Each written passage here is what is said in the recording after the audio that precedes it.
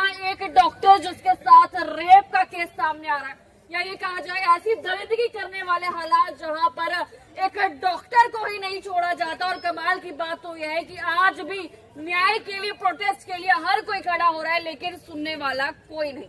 आज पहुंची हूँ इस्ताहार के ही एक ऐसी जगह पर जहां पर महिलाओं ने इसकी सूझ ली है। आपको पता होगा इस तरीके से कैंडल मार्च और ना जाने किस किस तरीके से प्रोटेस्ट करने के लिए लगातार महिलाएं और साथ ही साथ पुरुष और पूरी आम जनता, पूरे भारतवर्ष के लोग आज सड़कों पर उतर कर आ पड़े हैं। कैंडल मार्च निकाली जा रही है, सब कुछ किया जा रहा है, लेकिन ये सब शायद आपने दिल्ली में देखा होगा, बड़ी बड़ी जगह पर देखा होगा, लेकिन बता दूं कि हिसार में भी वो लोग हैं जो जाग चुके हैं इस मामले को लेकर। यानी कि कलकत्ता में महिला डॉक्टर के साथ जो जघन्य अपराध हुआ, उसी के खिलाफ आज जो है सब कुछ प्रदर्शन जो है लगातार चल रहा है। बातचीत कर लेंगे, पूरी टीम मौके पर मौजूद है। मैम नमस्कार।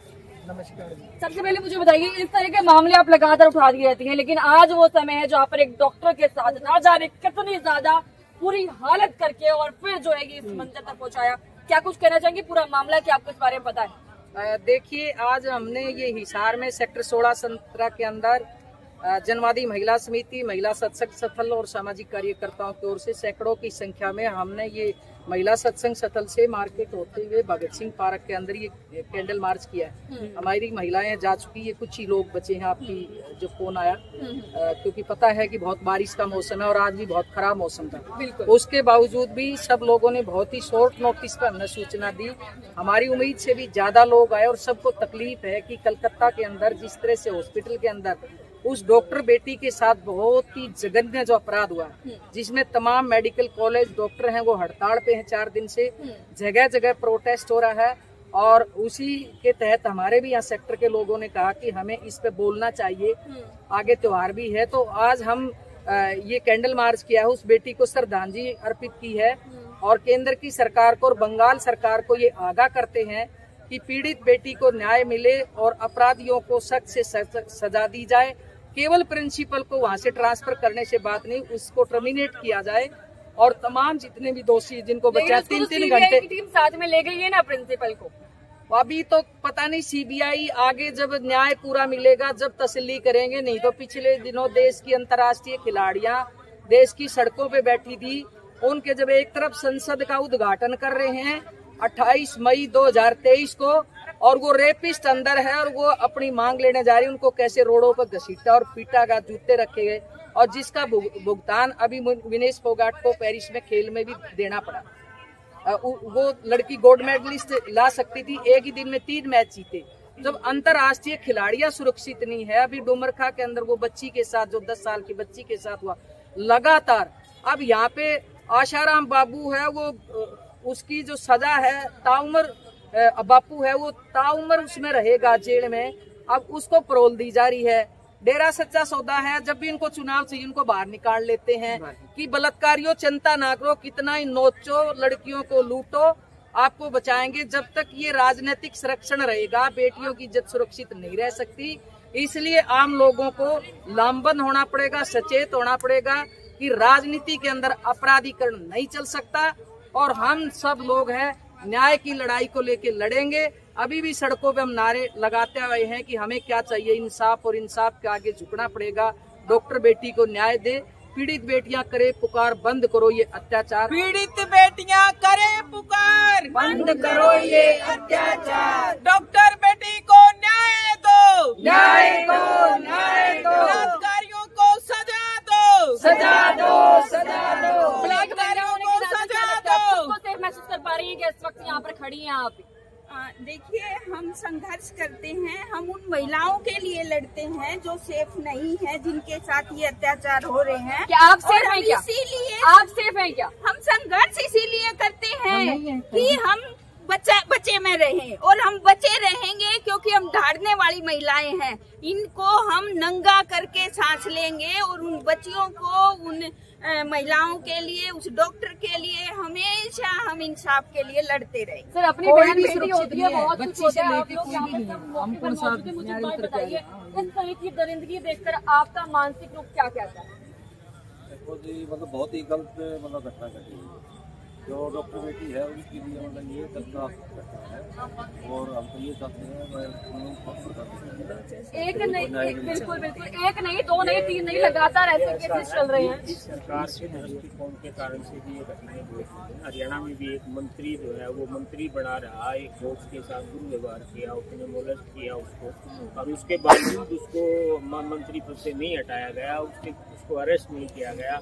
इसी तरह IIT वाराणसी में एक IIT की छात्रा के साथ जो है वो रेप हुआ और उसमें बीजेपी के लोग शामिल थे। तो 3-4 महीने बाद जो है वो चुनाव प्रचार में घूमते रहे, अरेस्ट नहीं किया गया। तो ये और कठुआ का बलात्कार है, हाथरस की समस्या है। तो ये जो सरकार है इसका संरक्षण है ऐसे लोगों को, इसलिए ये घटनाएं बहुत बढ़ रही है। शकुंतला जी, आपसे एक सवाल था मेरा, कहाँ गए? एक बार थोड़ा साइड आ जाते। मुझे एक बार बताइए, इस वक्त बहुत सारे लोग जो है लाइव देख रहे हैं, एक महिला होने के नाते क्या कुछ मैसेज देना चाहेंगी कि अगर न्याय नहीं होता तो पूरे भारतवर्ष की महिलाओं की तरफ से या फिर पूरे हिसार की टीम की तरफ से किस तरह का एक्शन जो है लिया जाने वाला है? क्या कोई अपडेट सामने आ पाई है अभी तक, या आपकी तरफ से ही कुछ और आपका जो है ख्याल? हम देखिए, हमेशा जब भी ये जो महिलाओं के साथ घटना हो या उससे पहले ना हो, उसके लिए भी लड़ते हैं। अभी भी नारे लगा रहे थे, ये सड़कों की सैर नीर, बीजेपी तेरी खैर नहीं। ये सत्ता का संरक्षण रहेगा। मैं पहले भी कह रही थी, जब तक अपराध है ये रुकेंगे नहीं। जिस दिन सत्ता का संरक्षण बंद हो जाएगा, अपराध रुक जाएगा। इसलिए हम ये संदेश देना चाहते हैं कि पीड़ित होता है उसी को डराया जाता है, उसी को छुपाया जाता है। उसको छुपने की जरूरत नहीं है। इनको बलात्कारियों को, अपराधियों को नंगा करने की जरूरत है कि ये एक बेटी को पता नहीं कितनी सैकड़ों हजारों, अभी जो पीछे ये उसमें हुआ कर्नाटक का वो जो देवगौड़ा का जो पोता है, जो कितने लड़कियों के साथ खेलता। अभी ये ब्रजभूषण शरण सिंह है कि कितने खिलाड़ी लड़कियों शोषण किया, हिम्मत नहीं की वो कर पाई लड़कियां, क्योंकि यूँ पता है इतने बड़े सिस्टम के खिलाफ लड़ना आसान नहीं है। हम सैल्यूट करते हैं ये विनेश फोगाट को, साक्षी मलिक को, बजरंग पूनिया को, जिन्होंने इनको नंगा किया और इन्होंने जो क्या क्या ट्रोल नहीं किया। उसके बावजूद वो लड़की जब 53 किलो में खेल सकती थी और उसके बावजूद वेट घटा के वो 50 किलो में एक दिन तीन जो कभी नहीं आ रही, 82 बार नहीं आ रही, उन लड़कियों को भी उन्होंने हराया। और उसके बावजूद भी उसको कैसे उसके साथ धोखा हुआ। हमने कहा आज वो दुनिया का गोल्ड मेडल ले रही है, दुनिया में छा गई वो लड़कियां। ऐसे विनेश फोगाट की तरह आगे आने की जरूरत है और अपराधियों को नंगा करने की जरूरत है। जो भी न्याय चाहने वाले लोग हैं, वो महिला है, पुरुष हैं, जो भी प्रगतिशील और सामाजिक लोग हैं, वो आगे आएंगे और हिंसा और अपराध को बर्दाश्त नहीं करेंगे। इसलिए इनको नंगा करेंगे कि राजनीति में जो अपराधीकरण है, चाहे वो गुंडे दंडनाकर फिरते हैं और गरीब आदमी है, शरीफ महिलाएं को अपने कैरियर बंद कर देती, घर में छुप जाती, घरों में भी सुरक्षित नहीं है। 6 महीने से बच्ची से लेकर 80 साल की महिला भी किसी भी वक्त पे और किसी भी तरह पे हम कहीं भी सुरक्षित नहीं है। इस सुरक्षा का वातावरण पैदा करना होगा। ऐसी हमें सत्ता चाहिए, चाहे वो प्रदेश की हो चाहे देश की हो। इसको लेके हम वैसे भी लोगों में अवेयरनेस का काम करेंगे, वो चाहे समाज सुधार जत्थे चलाने का सवाल हो और चाहे चुनाव के अंदर आम लोगों के अंदर, आम महिलाओं के अंदर अवेयर करते उनके अंदर जाने का सवाल हो कि कम से गुंडों से दूर रहो और मुद्दों की राजनीति हो, नीतियों की राजनीति हो, जिसमें मुद्दे हो, ना कि नेता बदलने से। चलिए मैं बता दूं ये मामला है कहाँ का और क्या कुछ पूरा मामला है। आपको बता दूं कलकत्ता का ये मामला है जो लगातार चर्चाओं में चल रहा है। ये मामला वहाँ का है जहाँ पर आरजी कर मेडिकल कॉलेज है और अस्पताल में 31 साल की, जी हाँ, ट्रेनी डॉक्टर के साथ रेप कर दिया जाता है, हत्या उसकी कर दी जाती है। शर्म तो ये आ रही है कि आज इस वक्त मैं खड़ी होकर इस तरह के शब्दों का इस्तेमाल कर रही हूँ और वजह है यहाँ पर सो रहा प्रशासन। ये कुछ गलत नहीं होगा और गलत इसलिए नहीं होगा क्योंकि अभी तक जो है न्याय नहीं मिल पाया। क्या वजह है जिसकी वजह से लगातार जो है दिक्कतें चल रही है, या फिर ये कहा जाए कि मौके पर ये तस्वीरें मैं आपको लगातार दिखा पा रही हूँ। इसके साथ साथ मैं बता दूं कि आज हिसार शहर की सारी महिलाओं ने जिम्मा उठा लिया प्रोटेस्ट करने का उस महिला के लिए, कलकत्ता की महिला के लिए जो आज हमारे बीच नहीं रही। आपको एक बात और बताऊं तो फिलहाल इस मामले में जो बताया जा रहा है 19 गिरफ्तारियां जो लगभग हो चुकी है और साथ ही साथ वहां के सीएम यानी कि कोलकाता की सीएम ममता बनर्जी ने भी कुछ एक बड़ा डिसीजन जो है सुनाया। उसके बारे में क्या कुछ अपडेट आई है वो जरूर मैं आपको बताऊंगी। लेकिन फिलहाल हिसार के लोगों ने सूद ले ली है। आज सूद लेना इसलिए बहुत जरूरी है क्योंकि चाहे हिसार हो, चाहे वो चंडीगढ़ हो और चाहे वो कोई और कोलकाता हो या मुंबई हो या कितनी भी बड़ी जगह हो, आज कहीं भी लड़की जो है सेफ नहीं है। आखिरकार लड़की जाए तो जाए कहाँ? क्या अपने घर पर ना रहे? क्या काम पर ना जाए? क्या घर पर जाकर सो जाए और कुछ ना करे? क्या लड़कियों को जीने का अधिकार नहीं है? और इस तरह की हरकतें लगातार होती रहेगी, इस पर रोक लगाने वाला कोई पैदा होगा भी या फिर नहीं होगा?